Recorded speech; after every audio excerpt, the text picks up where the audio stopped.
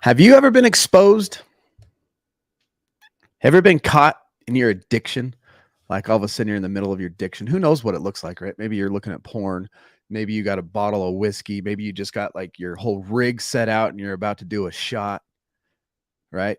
You're just packing your bowl. Have you ever, you know, put dryer sheets around a tube and trying to blow it out the window and bam, the door kicks open and there you are in all your glory, caught in addiction. You ever been there? You ever been exposed? Was it horrible? There's a few times in my life I got caught in many things red-handed. It's not good. It wasn't good. It didn't seem to be good at the time, right? At the moment, it sucked. But that experience gives you another opportunity to reverse your story. It's actually a blessing in disguise, and we're going to talk about that because being exposed was embarrassing, but yet, here's the reality. God loves you so much to let you persist in that darkness, right? He loves you too much to let you persist in the darkness, hiding behind that door in your addiction, about to do a shot, right? It's an opportunity. It's a light that shined in to that darkness of you hiding in your addiction. The worst thing imaginable is for you to be free to live and continue in this darkness. The best thing is for God to intrude, shine his light, and lead you in a new direction. You ever thought about it that way? Get bam, oh crap, I'm red-handed, light shines, I was hiding in darkness, but yet it's an opportunity for you to reverse the story. It's a blessing for you to come out of that addiction, open, I need help, right? People who really love you try to intervene when they see you on a path that will kill you. When you get caught, it could be a reason to thank God. I'm LT, I'm an alcoholic addict. Here on Recovering Addict, we go through books, and every morning on Tuesday and Thursday at 7 a.m., right now we are in the middle of a book called Crossroads. We're on step 4, and this is about going public. Now, what we're talking about here is hidden addictions, right? We have been lying to ourselves. We have been using more than we say. Maybe people know we're drug addicts, but they don't know how bad we are. When I was at work on base, I worked at Hill Air Force Base here in the F-35 program. I was an alcoholic, and people knew that I drank. I gloated about it. I told people about it. Everybody, I didn't really hide it. I wasn't one of those closet drinkers. And some of you might be, where, they hide their bottles of whiskey or beer, or whatever it is, or their drugs. They hide them around the house and they use them when nobody's looking, and they try to maintain some, like they're not high or drunk. Not me. I drank, and I drank to where people would kind of I would disappear away from people. I'd isolate in it, and I would drink way more than people realized. And when I was on base, and I actually went into rehab and all that kind of stuff and came back to work, so I took time off work to get my head right and to get out of addiction. I did whatever I had to do, going public and telling my story and just saying, I need help. And when I got back, people were like, dude, we know you drank a lot, but we didn't realize it was that bad. You know what I mean? So there was that darkness. I was definitely hiding in, and the light shined in quite a few times. And it was something for me to be thankful for. So the main idea of what we're going to talk about this morning is to be open and honest, because addiction, it's like mushrooms that thrive in the darkness. Addiction thrives in the darkness. That's where it feeds on. That is where addiction can feed on lies. A further step toward change is to bring them into the open and just speak the truth. Recover out loud, go public, tell somebody you need help. If you're at that point right now where you're maybe tuning in, you're in the digital background, nobody knows you're really online, you're by yourself listening to this because inside you just know something's not right, but yet you're hiding.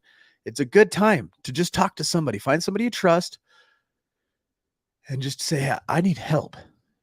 And they're going to go, what's the matter? You're going to go, this is what I've been doing. I did that too. I had to do that. When I was in the middle of my addiction, right towards the end, right before I made the jump to detox, I was seeing a pastor who pastors a church in Salt Lake. I was meeting with him. He's a counselor. He was a counselor on base every Tuesday, like clockwork. I'd go in there and I was lying to him. I was trying to pretend I wasn't as bad in addiction as I really was. And then finally, he was smart. He got right through me, got through my thick skull, and started realizing how far down the road of addiction I was. And he just started nailing me like, listen, and then he shined the light in that darkness, which I needed, which was one little chunk of help I needed to move on to finally getting into detox. So if you feel like that, you're in the digital bushes, find somebody, talk about it. Seriously, it is good and refreshing from the soul. Good morning, Jen Ray. Thanks for being here. I'm glad you're here. Thank you all for your support in this journey. And when I get in the funk too in my head and I'm looking too far into the future, you guys remind me I am strong and we'll get through. Amen. Yes, we do recover better together. No doubt about it. Lo says, hi, Jen Ray. I love how strong and honest you are. Amen to that. Can only be honest if I want to heal. That's a fact. Sometimes my mind doesn't turn off. Sometimes, man, mine doesn't ever turn off. Last night was a crazy night for me. I had the most vivid, crazy dreams. I remember I had 3 separate dreams. You know how you kind of have a weird dream, you wake up like, whoa, what was that all about? Mine were very clear, vivid, and detailed. And last night, the second one, I ended up backing out a car, but then it tipped over and all of a sudden filled with water. And I was trying to get out and I was in one of those air pockets and the windows were bulging out and I couldn't break it out. And that's some crazy stuff. Eugene, good morning. How are you, brother? Thank you for watching our content and thank you for all the love and hearts you guys give us, man. I appreciate that. Like I've said before, the easiest way to support us, I want to support what local recovering addicts up to, helping people going online and doing the Discord and all that stuff. The best way to do it is if you come across our content, give it about a minute or two of your time and share it out. Love it. Give it a heart, all that kind of stuff. And Eugene, I appreciate you doing that for us. Huge, huge help. Marilyn, good morning. Good to see you. Thank you for your encouragement. Gene Butler, how are you this morning? How is everybody this morning? Did everybody wake up in a positive mind, friend? I woke up kind of afraid. I don't know why. I don't know if it was the dreams that spilled some emotions inside me, but I woke up a little nervous and I was nervous to come on here. I didn't really want to finish this book. I like this book, but I feel like it's speaking to one specific person, and I like a more broad book. And so I was kind of expressing my feelings about this book to one of our members here locally who watches the live stream. And she's like, you started it, just finish it. And I'm like, okay, I will. So we're going to finish this book for sure. Thank you for the encouragement, Steffi. So how do you feel about going public, telling your story, revealing your secrets of what you do when nobody's looking? Are you bored? Does getting exposed sound good to you? Whew. There's a Bible verse that goes with all this we're talking about. It says, the path of the righteousness is like the first gleam of dawn. Beautiful. Shining ever brighter till the full light of day. But the way of the wicked is like deep darkness. They do not know what even makes them stumble. It's so dark, they don't even know what they're tripping on.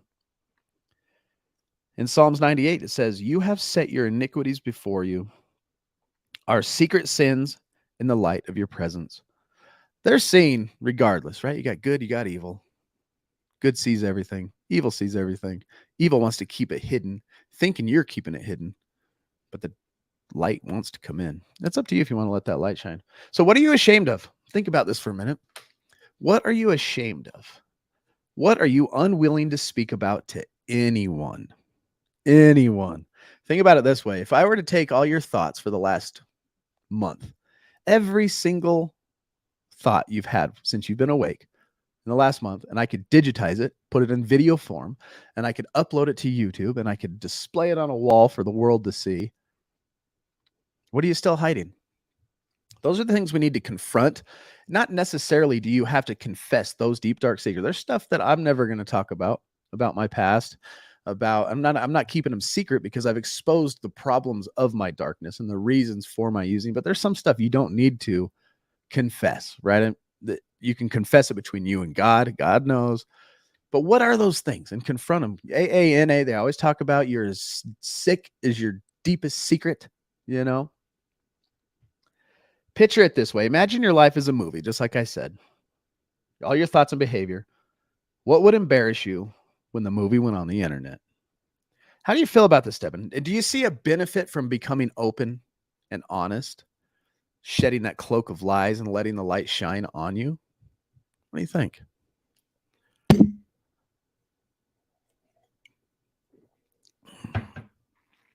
Yes, positive day so far. Still laying in bed, comfy, comfy beds. I love comfy, warm beds. I like it cold in the room, warm in the covers. I hate a hot bed though. I can't lay down in a hot bed. My room has to be freezing cold. Ramona says, can't help anyone unless they ask. The more we tell them what to do and how they should help themselves, we mean well, but hey, humans are proud and we hate being told what to do because we won't know we are doing this for them. Or for people like us, need to do it for themselves and not just because someone told us we need to do this or that. The old saying, who got you in the shit? Me. Yep. Then who is going to get yourself out? Me. Yep. Love is pretty strong, but evidently this is the only cliffhanger to be continued. I agree. That's a fact. We can only do so much. We can only help ourselves. And let me give you an example of my life and how what you just said completely relates. I was binge drinking, fifths a night, gallons on the weekend, isolating. Me and the wife separated. When we were together, she was walking on eggshells because she didn't know what drunk guy she was about to. And am I going to be the funny one who thinks I'm funny? Am I going to be ignorant and a jerk? All that stuff. She expressed her concern. She said all this stuff about me quitting. In one ear and out the other, it went for me. She did it out of love and all that kind of stuff. But it was up to me ultimately to change. You know what she did was stopped enabling me. She started taking care of herself and drew boundaries for herself. And that really was what helped me. So, yeah, I totally get it. Steffi says, I'm glad you finished it. Good job. I actually really like this book. I'm glad you like it too. I'm glad someone out there is getting value out of it. Good morning, Sky. Good to see you. How's everybody doing this morning? So what guidelines do you have for revealing a secret addiction? Do you have guidelines? Like, I'll reveal it. And we should. There's some parts that we don't need to confess to people, you know? It could be that embarrassing and that shameful. And if it's that deep and dark that it's actually really causing turmoil in your life, look for some professional help. Seriously, professional help. Because that will help. There are things that you're going to have to deal with if it goes that deep into the darkness. You know what I mean? But what we're talking about this morning is your addiction and your unwillingness to confront the reality of your addiction in front of people. Why won't you go to a meeting? Why won't you tell your friends how much you really use? You know that line we cross when we're drunks? We're at a party and we brag, I can out drink you, bro. Oh, whatever, man. Let's do shots. I'll drink that guy under the table. We start bragging about how much we can drink. Then all of a sudden there was this line that we crossed. And we weren't bragging about how much we drink. We were lying about how much we were actually drinking. Holding the beer. Oh, yeah, I can out drink you too. But really you're going to the car and taking shots when nobody's looking so that you can, you're going to drink all the alcohol in the room anyway, but you still need more than that. That was me. That was me. Kelly Baker, good morning. Glad you're here. Thanks for joining. Share Squad, thank you so much for sharing it out. The best way to support us. Weight was lifted when I revealed a secret last July 15th, 2021. Once that I surrendered to the drugs. It's a freedom. This is kind of pushing us into a step 4 type of a thing, right? You're doing a fearless and moral inventory of yourself. And then you're confessing it, right? You're confessing it to God. You're confessing it to another human being, and you're confessing it to yourself. And that's how you get down to the exact nature of the problem. So when should you confess the lies to another person? To whom should you confess these things? If your addiction has lasted a long time, you have told so many lies to so many people that it's pretty much impossible that you're ever going to be able to confront every one of them and tell them sorry, right? If you won't be able to confess to everyone, how do you decide who to speak to and what will you say? Ever thought about that? Thank you, Petey, for sharing it out. Good morning, Petey. One of our longest members of Recovering Addict right there. Been around a long time. Supported us since the very beginning, Petey. Watched your journey. So encouraging. Those are difficult questions I just asked. Very difficult. Who do you talk to? Why? What do you say? I've done so much wrong. There's so much I could talk about that was in the darkness. What and to whom do I even talk? Where do I even start? You're going to need help, so now's an ideal time to go public. At least you can go public with someone who might have the wisdom to these matters. And then the book talks about here, it says a rule of thumb, when in doubt, it is usually wiser to err on the side of speaking more openly. Another rule of thumb is that if you're going public with someone you have hurt, get advice on how to do it. You might end up feeling a little better. Confession is indeed good for the soul, but other people might feel blasted at a point blank range. More on this will come. So all of a sudden, this is one of the reasons I'm not digging this book, is he's talking about coming out of your addiction and being open and going public, and then just kind of meshes telling people sorry that you've lied to without getting to the root cause of your problem, and then taking the other steps that you need before you start making amends to people. Before we even get into how do we talk to other people, you don't want to just go find somebody that you've offended and just be like, blah, right? Step 8 and 9 are there for a reason. The 12 steps are laid out so beautifully and so perfect that there really doesn't need to be any other book on a step. That is a beautiful pathway to this. But step 9, right? You go and make amends to everybody unless it's going to hurt them. And so you try to make those amends. But if you're going to say something that's going to destroy lives, you just got to keep it to yourself. And up to this point, before you even go making amends, you should have already been surrounded by a community of people who are going through what you're going through, who can relate. And in this crowd, you will find 1 or 2 people who have very similar stories to you, have experienced very similar things as children. Maybe you relate, like, I experienced that as a child, and that person experienced that as a child. So that type of stuff, all that stuff has to happen before all of a sudden we go out trying to say, here I am, world. I lied to you. Yo, what's up? I lied to you. Hey, come here. Let me show you what I stole from you. Blah, blah, So it's kind of just a quick mesh of things. So what we're talking about is truth and lies. Lies cover up. They maintain their private strategies even as they make everything much worse. Truth has nothing to hide. So that's the point of this chapter that I really love, is the freedom of truth. And if you come to our local program, say you're a new person, you walk down and you sit with us in our group. I always say the first 3 things because I always forget the other rules. But I'm like, what you see here, what you hear here, when you leave here, let it stay here. Number 2, be honest.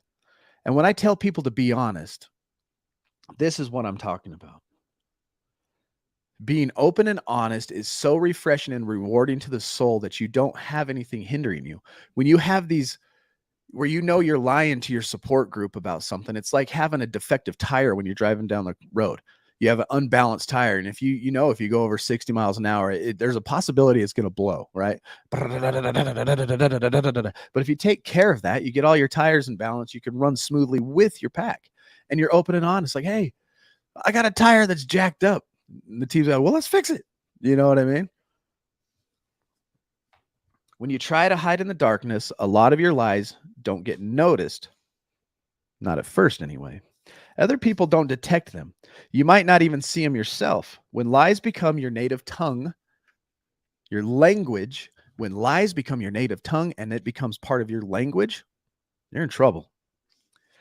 Just as a person's language reveals his country of origin, it's obvious pretty much now that you hear somebody speaking a foreign language, you know where they're from.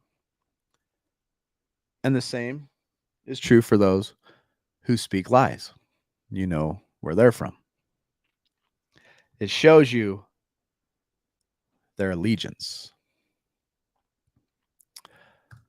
Let me check out some of these. In a European family, if you was to admit my addiction, I would be forever outcast. Truth. So not for everyone, but good to have a support person. One person who believes in you is all we need.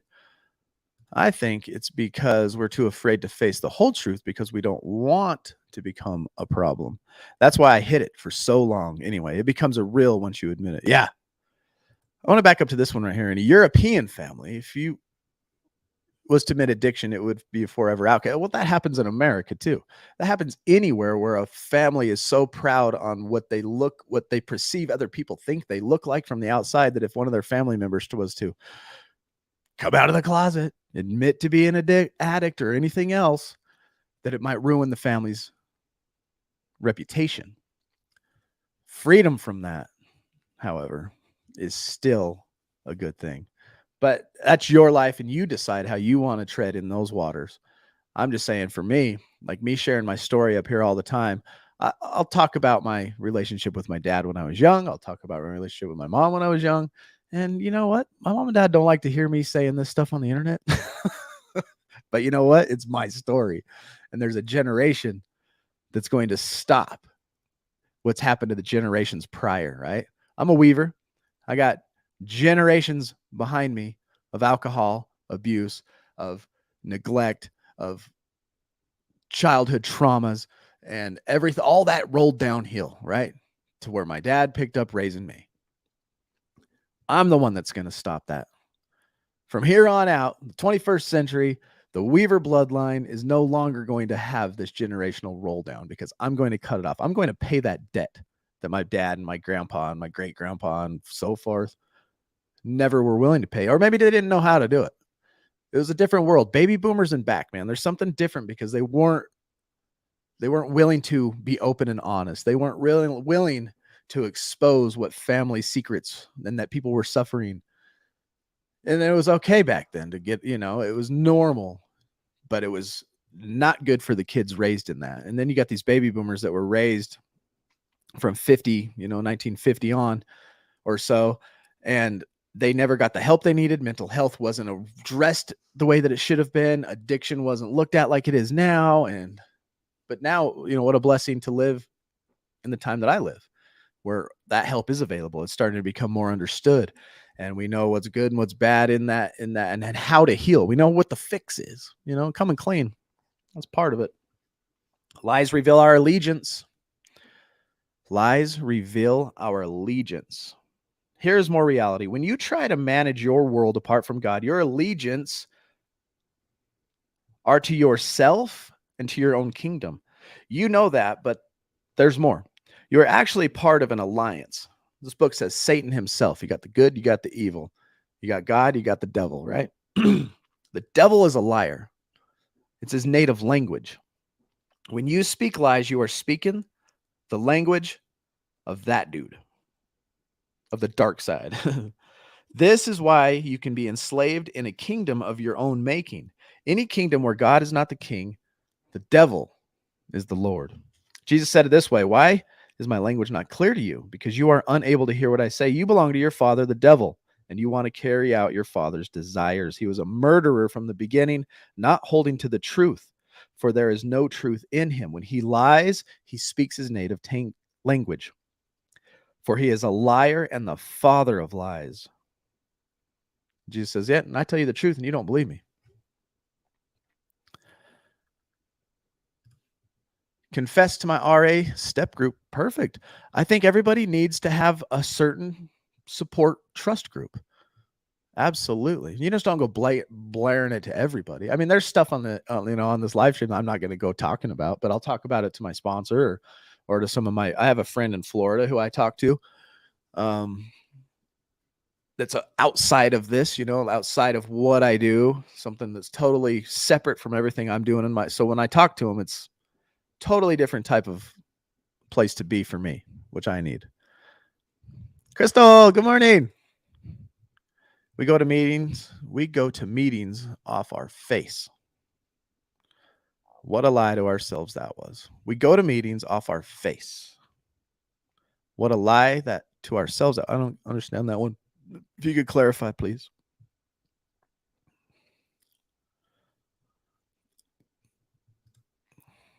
Just don't quite understand. Yes, love breaking the generational curse. Heck yeah. Man, anybody else experiencing that too in their lives? I'm 40, so I'm a Gen Xer. I'm 43. I'm a Gen X. I love those memes. It's like you got the baby boomers and you got the millennials hating each other, and then the Gen Xers over here just like, you guys are dumb. Thank you, Ramona. Appreciate that. Thank you. Thank you. Steffi says, when I quit hiding in shame and trying to protect everyone, and I decided to rise up and share my story, a weight was lifted off my shoulders and soul. I am still cautious and considerate, and I check my intent before sharing something. Agreed. I don't want to hurt anyone or shame anyone in my story, but I'm not going to hide anymore. And that's so freeing. It opens the door to helping others be helped by others. Exactly. And if we could just get that to ripple out through the community, ripple out through the world, maybe we could get this light that's been shined on us to shine a little brighter. That's my goal anyways. And it's my story. At the end of the day, this is my story. I had to live with it.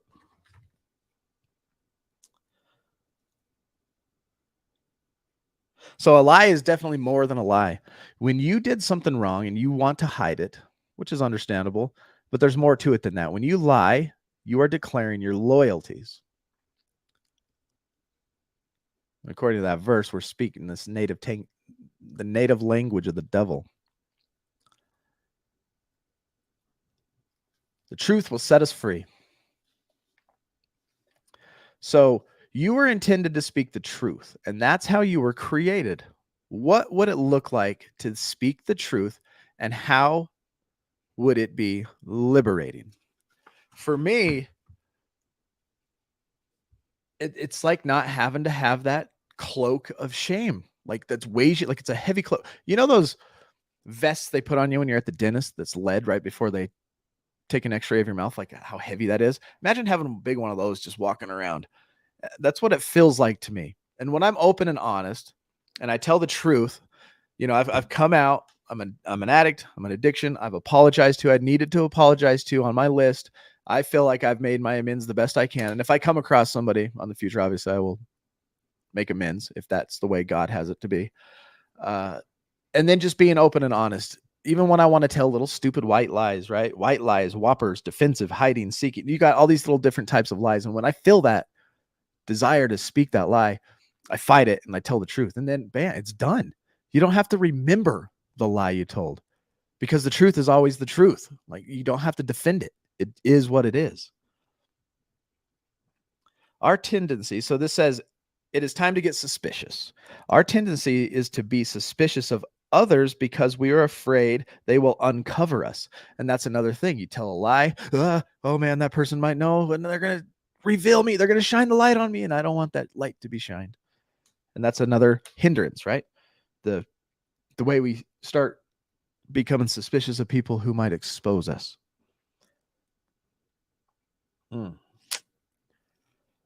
So take a step towards the light.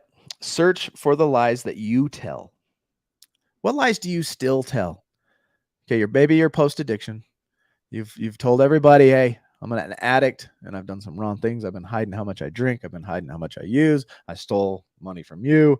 I did this over there. I've been doing this scam on the internet. I've been stealing from this, you've come clean, but there's still maybe, I don't know, it's your life. What kind of lies do you tell still? And try to start freeing yourself from these ones too. White lies, a lot of people call them, or whoppers, defensiveness, hiding, sneaking. You still being sneaky? How about blaming or justifying?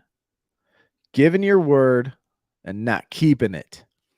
Giving your word and not keeping it. That one's pretty tough. That one's tough for a lot of reasons. It's like committing to something when you're excited. You just watched a motivational video on losing weight.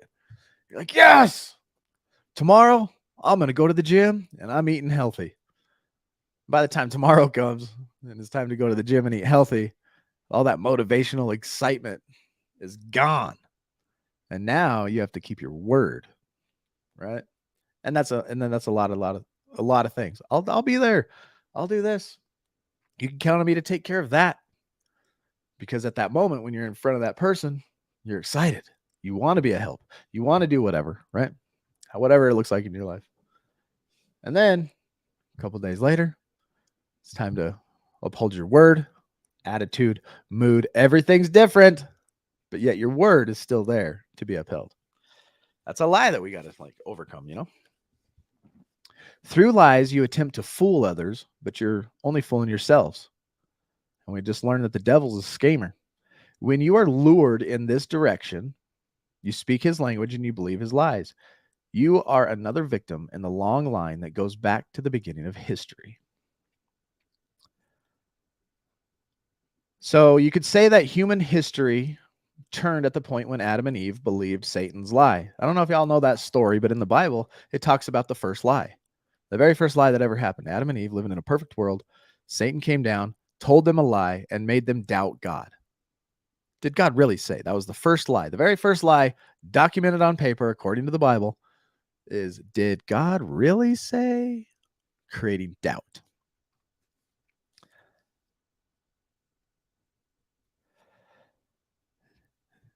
The doubt was the generosity and the truthfulness of God. And this continues to be the turning point of your life too. Satan minimizes wrong behavior. Our lies minimize wrong behavior. A lie that is intended to kill you, and you will be promised everything for it. A lie that fails to disclose the fine print. Is it really that bad to drink? How did we end up justifying to ourselves that it was okay to use meth, to sniff or shoot, whatever, however you did it, smoke, poison regularly? What lie did we have to believe to do that?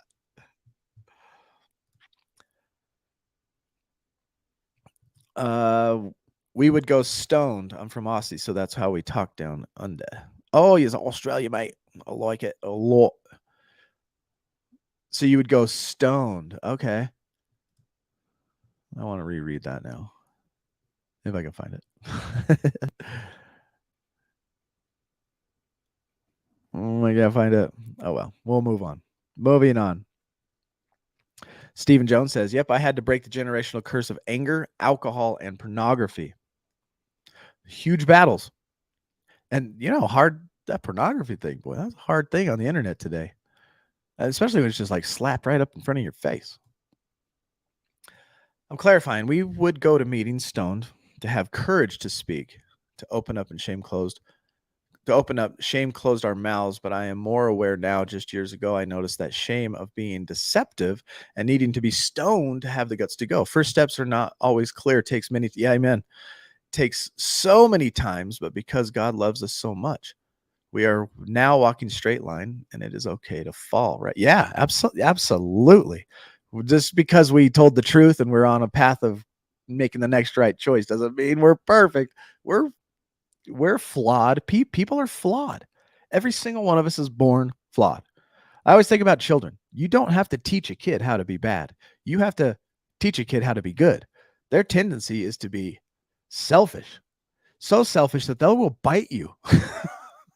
A 1.5, 2-year-old, you know what I mean? A 2-year-old, 3-year-old, you take a toy away from them, and an undisciplined 3-year-old will bite you till you bleed. They don't care. That's something that has to be trained. That's in all of us. We have our first knee-jerk reaction is to lie. Our knee-jerk reaction is to hide. So are we going to fail? Daily. I fail all the time. I fell in my thoughts. I fell in my actions, all the time. Ramona says, in the Lord's Prayer, please lead us not into temptation. Jesus says quite a lot. Lead us not into temptation. Amen. Yes, he did. Yes, he did.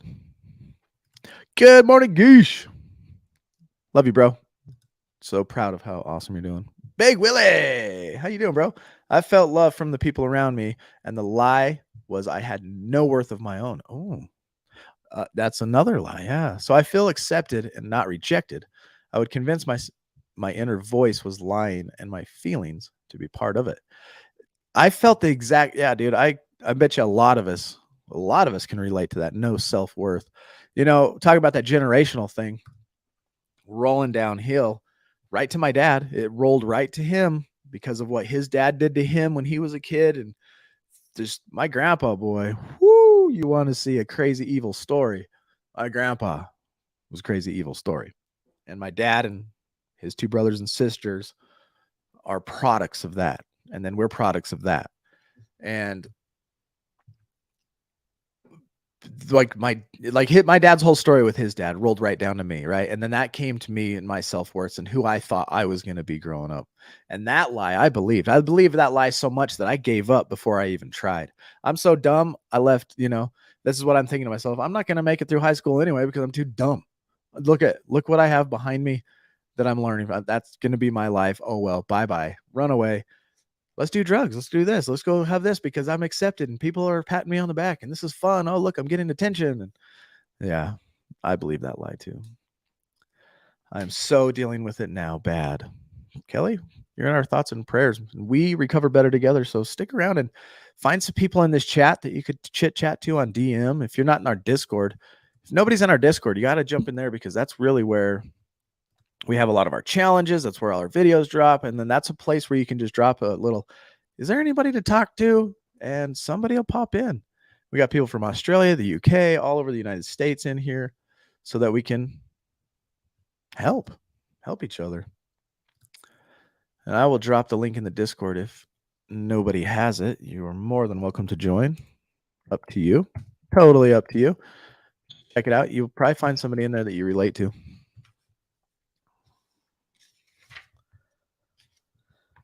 So taking action. It's time to take action. This step could keep you busy for a while. The longer you indulge in your addiction, the more lies you've told and the more lies you've believed. The good news is that you don't have to make a perfect and exhaustive review of your lies before you head toward God's kingdom. In fact, if anything in this step makes sense and makes truth-telling sound more attractive to you, that's evidence that you are already turning to the true kingdom, right? Does it sound like when you're thinking about coming clean, does it sound like, man, that could be a lot of relief right there? That's a good sign. And you should follow your gut instinct on that one because those before you have done it. We were talking about that in group last night. One thing that I'm grateful for all these books that were written. The big book, Bill W., 1935, and the book he wrote and the influence it's had on so many people and so many people before me that have read that book and actually put that book into action. And it has changed their lives, and all the knowledge around me that I've been able to gather from people who have gone before me doing this simple stuff. And this is one of the steps: going public, recovering out loud, talking about it, admitting we were powerless. I'm grateful for that. It's downloading now. Sweet. Steffi says, before I get to you, Will, you can get a hold of me on Oh, see, Steffi's one that you can chit chat with. Another huge lie was I believed if I could hurt myself more than you could hurt me, it wouldn't hurt me. That's a crazy lie. That goes so far as I'm going to die anyway. I might as well just kill myself now. How much farther could you take that lie till you were dead? And that's basically what you were doing. But in a little sense, maybe it was just this huge cry for help too. Help me. It hurts. I don't know. I'm no psychologist. I just, been there, done that with a lot of stuff. And I know this side of sobriety feels so much better. What are we at? June, July, August, September, October. 3 months and I'll have 3 years sober. Man, that's crazy. I wrote down my timeline. In my IOP, we had to write our drug use history. And it wasn't an explanation of why we were using. It wasn't an explanation of where we were using. It was a bullet point form. When I was 6, I tried beer and drank half a can. My reaction was to spit it out because it was gross. At age 7, I smoked a cigarette. And you just bullet point this and you point out, and do this in your life if you want to be like tripped out. Well, at least trip me out. 13, I smoked weed. He only took 2 hits, was high as hell. At 14, I was smoking more weed on the weekends, buying dime sacks. And you start seeing this pattern in your life of how much time you actually spent not sober using, and then you look at the amount and how everything starts to increase. Not only the frequency, when it starts turning into an everyday thing, and then multiple times a day, it starts on the weekends, and then, it starts to multiply, but then you see the increased amount amount. First you're taking one hit and you're ripped. Next thing you're ripping bowls and bongs and doing gravity hits and trying to get as high as you can. And I mapped that all the way out to I was 40. And then you separate the times you actually spent sober compared to the times you spent using and chasing drugs. And I was like, what? That I saw that's like that one meme, I was sober for 12 years and then I turned 13. It's kind of like that.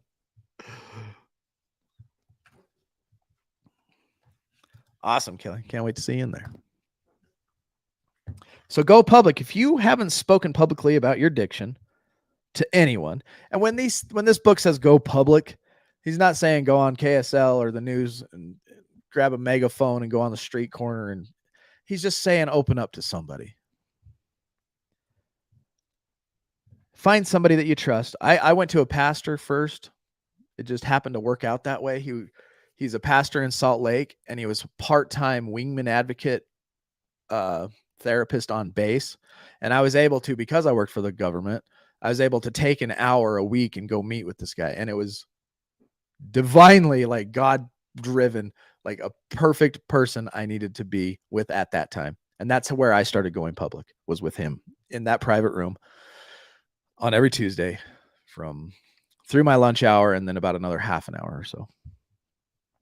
It was good.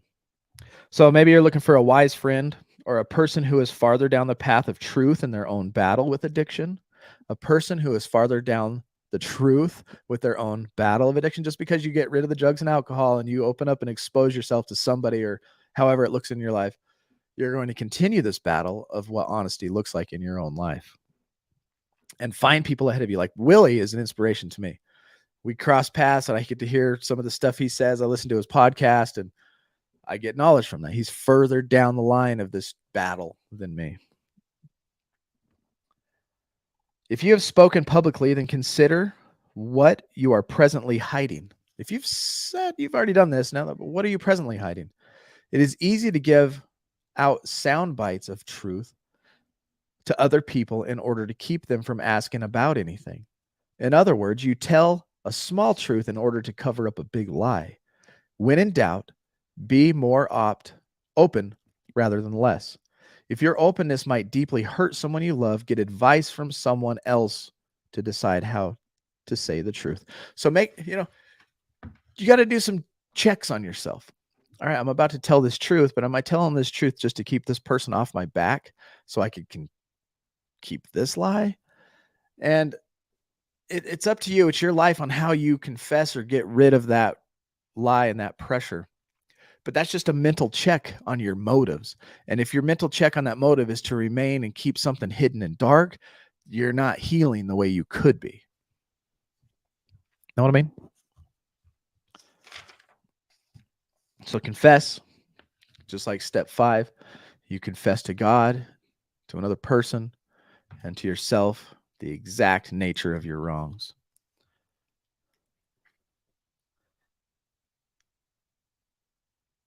Anytime now, you should look forward to confession to God, and it should feel like a cool shower after working all day in 100-degree heat.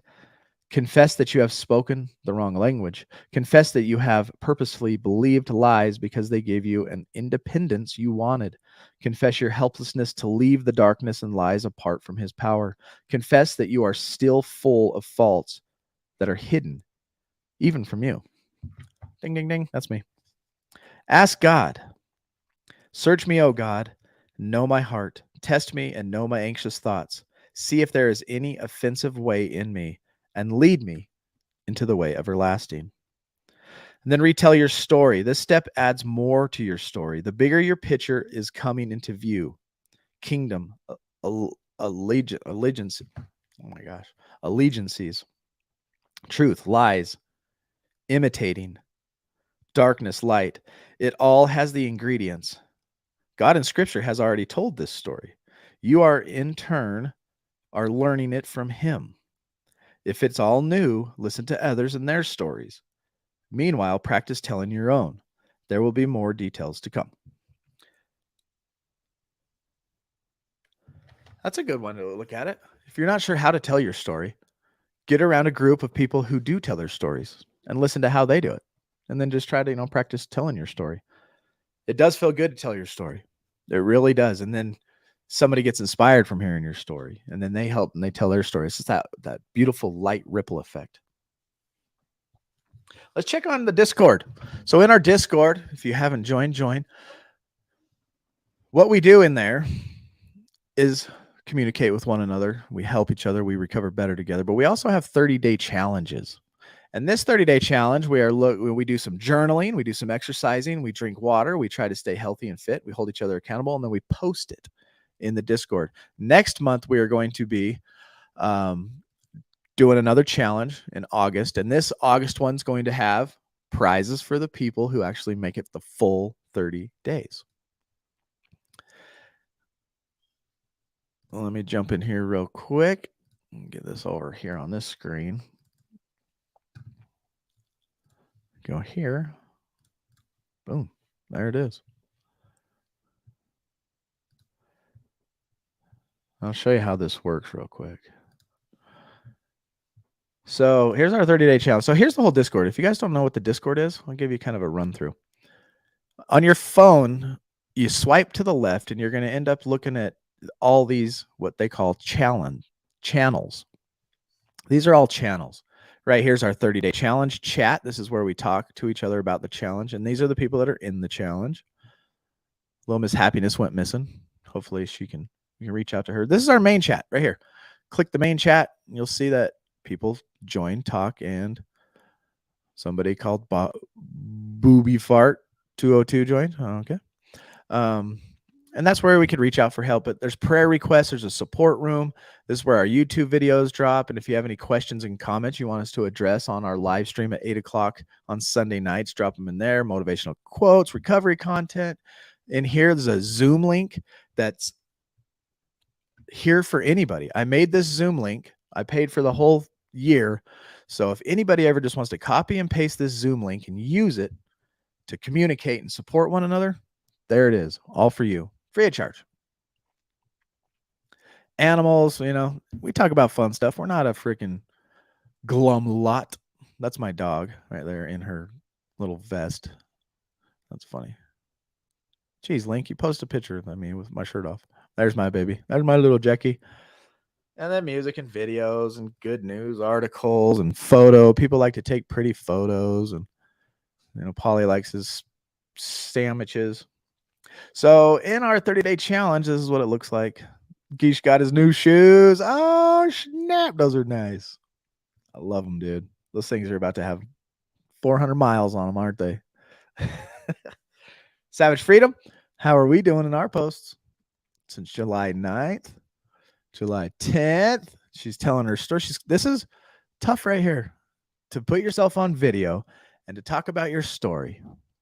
That's scary. Whoa, that's cool. Looks like they were stacked up.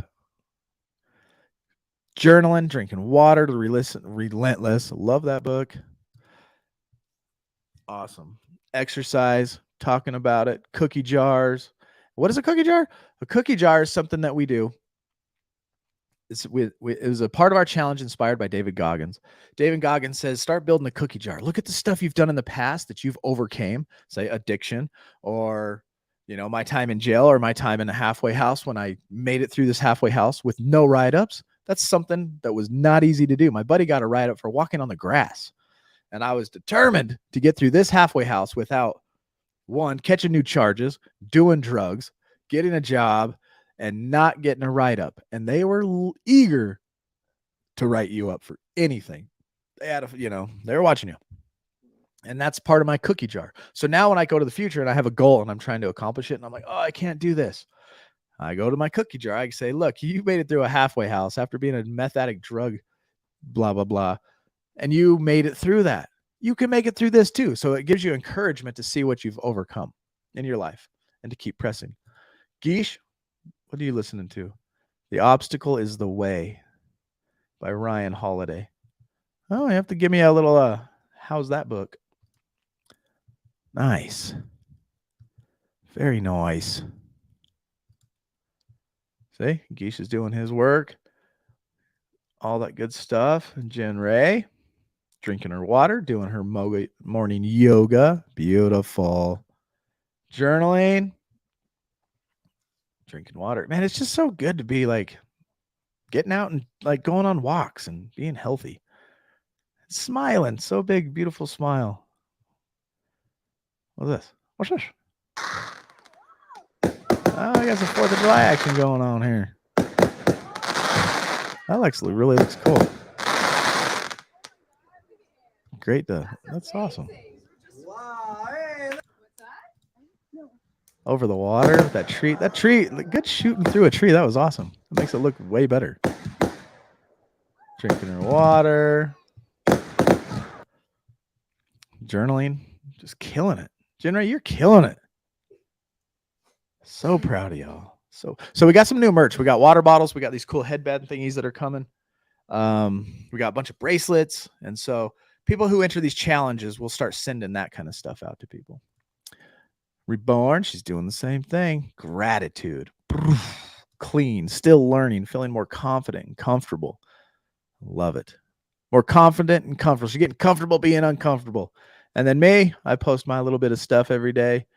This is the trail I go on all the time, if you haven't noticed. And if you're like, maybe he's just posting the same thing. You can check the date. The date's always right there.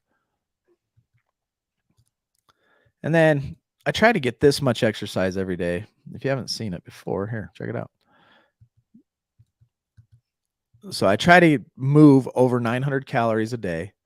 I like to try to exercise at least an hour and a half, 2 different times. And then that stupid stand thing, whatever. And then I just dropped my little videos. Be grateful today. JV's doing it too. Working out at concerts. That's cool. There's a big chocolate bar. Hello, Miss Happiness. So this month, I'm not kicking nobody out. This month is just we're doing it for ourselves month. See if we can maintain this 3rd month, and it's actually a habit that you love and enjoy. And then next month, we're going to set up some more rules that we're going to have prizes for. That it's going to get more strict again. And if you miss a day, you're out. You're fired. Kind of stuff. Comments? Jenray says, that's how I learned. Once I was honest and told my sins, the desire to die left, because all the shame, guilt, embarrassment, and hatred towards myself left. Amen. Lies I still tell is that I'm okay when I'm not. Yeah. As well. I do too. Good morning, Corey. Glad you're here. All right. So 2 things I need to share with you real quick. Times are tough, and I know that. So the most affordable way to support us is if you come across our content, give it 1 or 2 minutes of your time, like, and share. If you share us out and you actually give us like the watch time, like 1 minute on your phone and interaction on it with a heart, a love, maybe a comment, super supportive, huge in our support. And another thing is every Tuesday at 7 a.m., every Thursday at 7 a.m., and every Sunday at 8 p.m., you can count on us being here live. So Tuesdays and Thursdays, me going through whatever book we're going through here on the morning. And then at 8 o'clock on Sunday nights, Atomic Habits. This book I'm excited for. I am digging this book. Building our lives around beautiful habits that are just improvements of 1% of all we do. And you'll have to tune in on Sunday to get this one. If you want to catch up, just go to the YouTube channel, click on the latest live video from Sunday with my wife and I. You'll get caught up on chapter 1, what we talked about, and where we're headed into chapter 2. Something I'm going to start implementing in my life like crazy. It's going to be amazing. Not going to be. It already is, because I'm consuming the book like crazy, and I love it. So, y'all, that's the schedule for Recovering Addict. I thank you all for being here. Please share us out. And remember to do the stuff we need to do to stay clean, open, and honest. Connect. Do what you got to do. God, grant me the serenity to accept the things we cannot change, the courage to change the things we can, and the wisdom to know the difference. Amen. Until I see you Sunday night, going through Atomic Habits. Do not put yourself in a high-risk situation. Stay strong, work your program, and remember, we recover better together.